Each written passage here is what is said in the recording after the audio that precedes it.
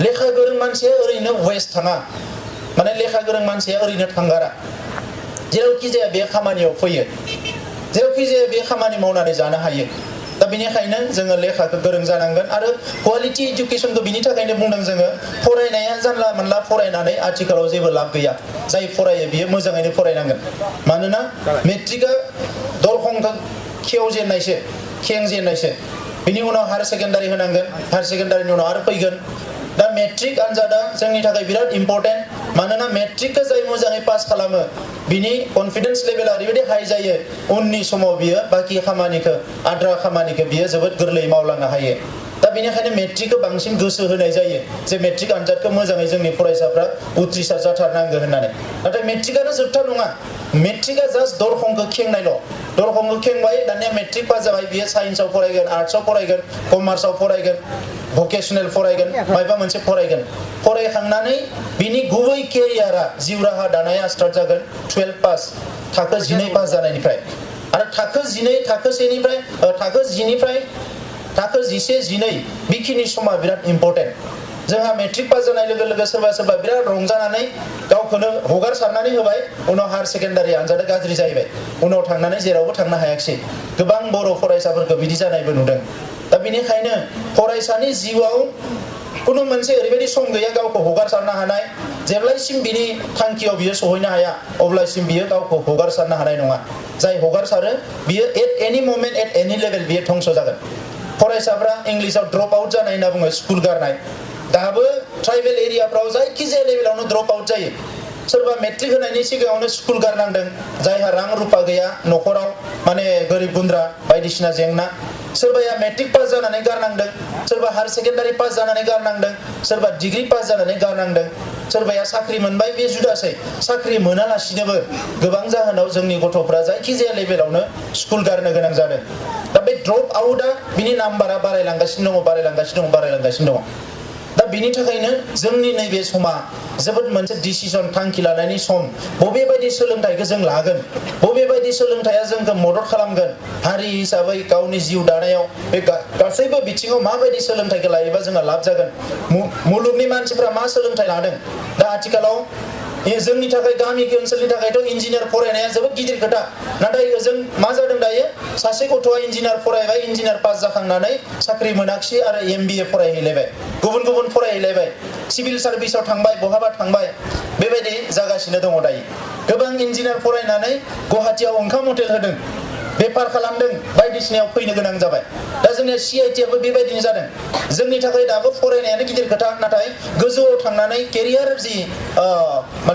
जि selection बियो जोबोद मोनसे गिदिर खोथा जानानै फैदों माने जानला मानला कर्सखौ लानानै फरायोबा बियो साख्रि मोननाय नङा होननाय बायदिबो मोनसे परिबेस जादों नाथाय साख्रिल' मोननांगौ बिदि नङा दा बावैसो आङो सानैसो सेंग्रा लोगो मोनदों पलिटेकनिक पास खालामदों बर' गथ' बिसोरो माने साख्रिनि इन्टारभिउ होबाय थादों सोरबा बेंकआव होदों सोरबा बहाबा होदों सोरबा मेकानिकेल सोरबा माने इलेक्ट्रिकेल आङो फरायसाफोरजों रायलायदों जे नोंसोरो इन्डास्ट्रि बानायनो गोसो गैया नामा होननानै सासेया बुंबाय जे आंहा गोसो दङ सार आं फैसा गैया होननानै आं सोंबाय जे नोंनो बेसे थाखा नांगौ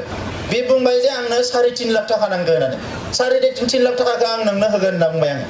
आं होगोन माने आं बेंकजों रायलायनानै लाहोगोन नोंनो मा इन्डास्ट्रि बानायनो नों बुं बे बुंबाय जे आं इलेक्ट्रिकेल लादों आं इलेक्ट्रिक पास खालामबाय आङो माने खामानि मावनांगोन इलेक्ट्रिकनिथ' गोबां खामानि दङ दायो नोङो कम्पानिफ्रावबो खामानि मावनो हायो बा गावबो प्रडाक्ट खालामनो हायो जायखिजाया इलेक्ट्रिकेल जिनिस नोङो सुइच बर्डनिफ्राय लानानै जिखिनि हक जिनिस नोङो बानायनो हायो आरो बेवहाय बिराद फैसा मोनो आजिखालि मानसिफ्रा सोङा न' गोदान बानायदों मोजां जिनिस नुयोबा जेसेबां दाम होबाबो बायनानै लाङो बियो प्रडाक्सनाव बेसेबां थांदों मा थांदों बेखौ सोङा आं बे जोंनि गथ'फोरखौ बुंबाय जे नोंसोरो इन्डास्ट्रि खुलि नोंसोर गावनि एन्टारप्रिनारशिप बानाय एन्टारप्राइज बानाय बेबायदि माखासे खामानिखौ लानो हायो ना हाया दा जोंनि जि फरायसाफोरनि जि कनफिडेन्स लेभेल बियो जोबोद खम जागासिनो दङ बै कनफिडेन्स लेभेलखौ लाबोनांगोन अब्लासो जोंहा लाब जागोन दिनै जोंनो हारियाव गोबां मानसिफोर नांगौ हिउमेन रिसोर्स इन्डास्ट्रियलिस्ट गैया जोंनि हारियाव इन्डास्ट्रि बानायग्रा एन्टारप्रेनार गैया जोंहा बायग्राल' जोङो गासिबो जिनिसखौ मालायनि बायो इलेक्ट्रिकनि जिनिस मालायनिफ्राय बायो दै लोंनाय जोंनियाव टिउबवेल थुनाय बायदिसिना मालायनिफ्राय बायो गासै जिनिसखौनो जों मालायनिफ्राय बायो दा मिस्ट्रि गैया जोंनियाव जेबो गैया गाबोन लेखा गोरों जानानै नों इन्जिनियार जानानै नों इन्जिनियाराथ' जाबाय थिगानो दङ पलिटेकनिक पास खालामबाय थिगानो दङ नोंनि दायित्वआ साख्रि मावनायल' जानो नाङा नोङो जुदि दिनै माखासे मानसिफोरखौ लानानै जुदि नोङो मोनसे फार्म खुलिना लायोबा आङो बिल्डिं लुगोन बिल्डिं लुनायनि थाखाय ओरैबायदि कन्ट्रेक्ट सासे धुबुरीनि जों आं रङियाव थायो रङियाथिंजाय जायफोर मिस्ट्रि धुबुरीनि लकेल मिस्ट्रिफ्रा जेबो इम्पर्टेन्ट गैया दिनै फैबाय गाबोन थाङा गाबोन फैबाय समफोर थाङा नाथाय धुबुरीनिफ्राय माखासे उन्दै सेंग्राफोर फैदों बांगाल सेंग्राफोर डाइरेक्ट कन्ट्रेक्ट न'आ इसेबां बिल्डिं 4.5 लाख होनांगोन 1 लाख थाखा 1.5 लाख थाखा होनांगोन होखालिनिफ्राय जेबो कमप्लेनबो गैया फुंनिफ्राय मोनासिम हरसिम खामानिया मावबाय थागोन नों जेबो नायनोबो गोनां गैया जेबो गैया आरामसे गोसोखौबो जै खामबाय फैसायाबो मोनबाय खामानियाबो मोजां मावबाय आरो बिनिफ्राय बैनो थिनहरबाय बिनिफ्राय बैनियाव थिनहरबाय सारा गुवाहाटीनि बिल्डिं लुनाया लाख लाख कौटि थाखा बिसोरसो खामायना लांजोबबाय दा जोंनियाव जेला सासे सेंग्रा फैगोन गावनो इन्जिनियारखा आर्किटेक्टबो रोंगो गावनो गासैखौबो रोंगो आरो बिल्डिं लुनायनि थाखाय बे खामानि मावदों गाहायाव मिस्ट्रि सिस्ट्रि लानानै दिनै गासैबो क'क्राझार टाउनाव बियो बिल्डिंखौ बानायजोबनो हायो बिराद फैसा मोनो सासे इन्जिनियारा मा खामायगोन दरमा बियो गभर्नमेन्ट जबाव थाङोबा 50,000 1 लाख खामायबाय बियो प्राइभेटाव थांबाय जे 1.5 लाख खामायबाय खिन्थु नोङो बेवहाय कौटि खामायगासिनो दङ न' बानायनानै लाख लाख खामायगासिनो दङ दा नैफोरबायदिया दा डक्टर गोबां डक्टर दङ गभर्नमेन्ट जब प्राइभेट लाइनाव फैनो नागिरा हस्पिटाल खुलिदों दायो गोदान हस्पिटाल जोंनियाथ' हस्पिटाल खुलिनायनि रावबो साहसखौनो खालामनो नागिरा नैफोरबायदि दा मोनसे हारिया हारि हिसाबै थांना थानायनि दावहा नांदों दिनै जोङो बे लाइनावसो खोथाफोरखौ साननांगोन बे लाइनाव कम्पिउटार इन्जिनियार गोबां ओंखारबाय नाथाय जोंनि जायगायाव फैनानै जेबो खामानि मावफैनो हायाखै बहाबा नङा बहाबा जब मावनानै जानानै दङ थिगानो दङ न'खरनि अबस्थाया गाज्रि जबखौथ' साख्रिखौथ' मावनांगोन आर्निंखौ खामायनायखौ खामायनांगोन नैफोरबायदिया दा बे गासैबो बिथिङाव जोंनो मा नांगौ जादों हिउमेन रिसर्स लेखा गोरों मानसिफोर दिनै बिटिसि ओनसोलाव ओरैबायदि माने गोलो गफो जानानै दङ जोंनि डिपार्टमेन्टफ्रा जोंहा 40टा डिपार्टमेन्ट दङ 40टा डिपार्टमेन्टआव साख्रि मावग्रा इन्जिनियारफोर अफिसारफोर सोरबा गोजा दा बै मानसिफ्रा दिनै बबे मोनसे खामानिखौ मोजां मावखो ना एग्रिकालचारखौ मोजां मावखो ना पिडब्लिउखौ मोजां मावखो ना पाब्लिक हेल्थखौ मोजां मावखो ना इन्डास्ट्रिखौ मोजां मावखो बबेखौ मोजां मावखो मोनसेबो मोजां मावाखै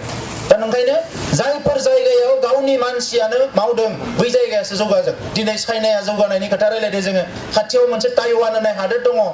बे ताइवान हादोरा मा लैथो गेजेराव मोनसे फिसा हादोर अन्थाइ बायदिसिनाफोरजों बुंफबनाय जेबो गैया मालायनिल' लाबोनानै बिसोर बानायनानै बेखौनो मालायनियाव फानहरफिनो आरो बेजोंनो रां खामायनानै लासै धोनि जाबोगासिनो दङ जोंफोरबायदि मानसि दा नंखायनो गोबां जोंहा साननांगौ दङ मावनांगौ दङ बे गासैखौबो हागोन जोङो जेला जोंनि गथ'फ्रा लेखा गोरों जागोन जोंनि फरायसाफ्रा लेखा गोरों जागोन दा आं गोबां खोथा बुंनो सानाखिसै गुदि फोरोंगिरिफोरजोंनो जोंहा मिटिं दङ क'क्राझाराव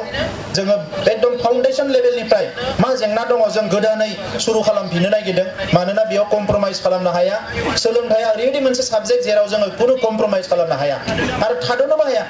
दिनै रिजाल्टआ एफा एनै गाज्रि जादों होननानै जोङो नार्भास जानांगौनि जेबो गैया मानोना जोंहा दावगालांनांगौ जोंनि थांखि ओंखायनो जोङो जेरैखि जाया मावनांगोन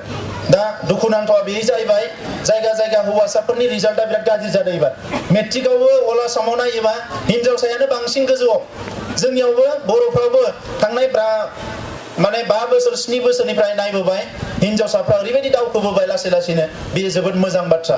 नाथाय हौवासाफ्रा मानो गाज्रि जादों बेखौबो जोङो साननांगोन मानगोनां रायजोफोर मानोना हिनजावसाफ्रा माखासे बाहाना गैया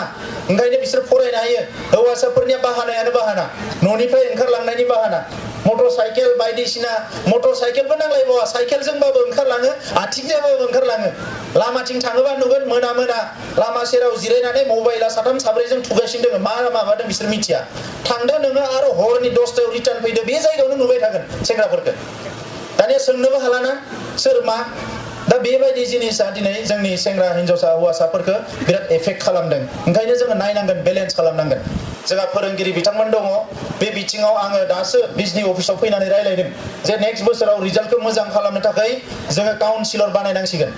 खमसे खम 100 जन सासे फोरोंगिरिया 100 जन दायित्व लानांगोन फरायसा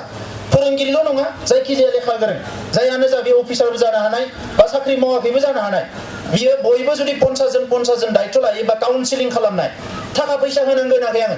खालि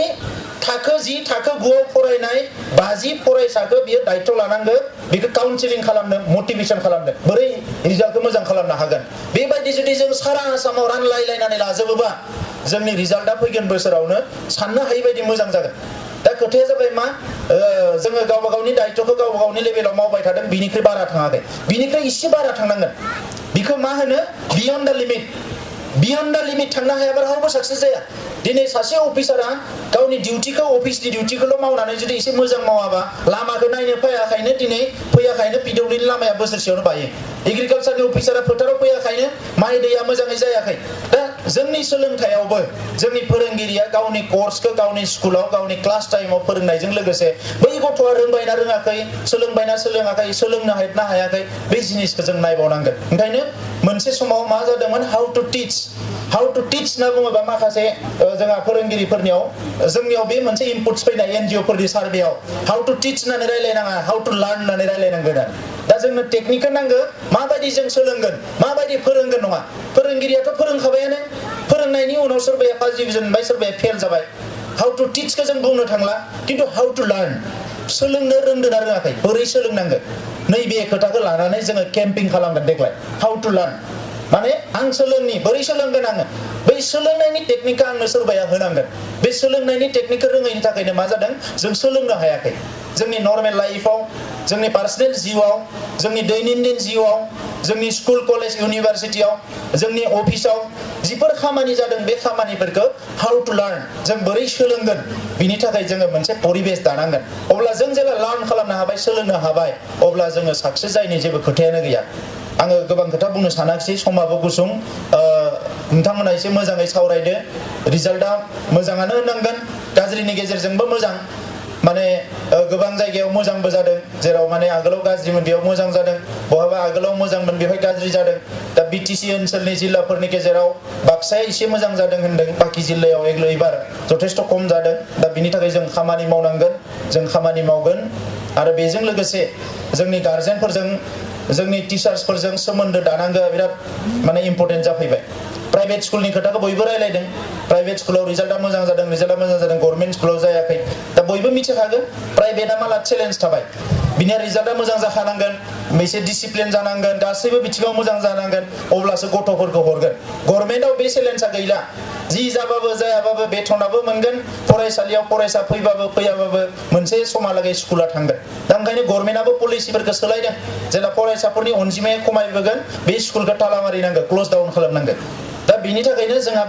बेफोर बिथिंखौ लानानै खामानि मावनांगोन। आरो खामानि मावनो मोजां जादों, ABCD केटेगरि जाबाय स्कुलाव, नैबे गुन उत्सवआव। आङो क'क्राझार जिल्लायावबो बेखौनो बुंदोंमोन, दिनै बिजनियावबो बुंनो नागिरदों, जिखिना C आरो D बा B केटेगरि मोनदों, बे फरायसालिफोरखौ लानानै खामानि मावनांगोन। बेवहाय मा जेंना जादों, मानि थाखाय C मोनदों, मानि थाखाय D मोनदों, मानि थाखाय B मोनदों। बहाबा बुंदों A मोननाया